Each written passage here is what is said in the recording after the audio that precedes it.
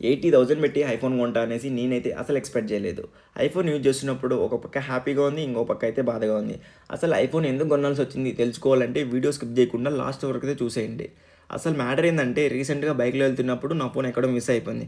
ఆ తర్వాత మా అన్నకి కాల్ చేసి చెప్పా, ఇట్లా ఫోన్ అయితే మిస్ అయిపోయింది అనేసి. మా అన్న అయితే ఒకే మాట చెప్పాడు, పోతే పోనీ రెడ్డి నువ్వైతే బాధపడకు, కొత్త ఫోన్ తీపిస్తా అన్నాడు. నేను వచ్చే లోపల మా అన్న అయితే కొత్త ఫోన్ అయితే తీసి పెట్టేశాడు. ఇంకా మా అన్న ఫోన్ తీసుకునేటప్పుడు మా అన్నకైతే చాలామంది చెప్పారు, వానికి ఎందుకు అంత బడ్జెట్ పెట్టి ఫోన్ అవసరమా, ఇప్పుడు నువ్వు తీపిస్తున్నావు, రేపు వాడిని నేను చూసుకోవడం జాబ్ వచ్చాక అని చెప్పాడు. మా అన్న ఎవరి మాట పట్టించుకోలేదు. నేనేందో మా అన్నకు తెలుసు, మా అన్న ఏందో నాకు తెలుసు. ప్రతి ఒక్కరికి తెలియాల్సిన అవసరం లేదు. మా అన్న గురించి చెప్పాలంటే చిన్నప్పటి నుంచి మా అన్న ప్రతి సిచ్యువేషన్లో నా కోసం స్టాండ్ తీసుకునేవాడు. ప్రతి ఒక్కటి సాక్రిఫైస్ చేసేవాడు.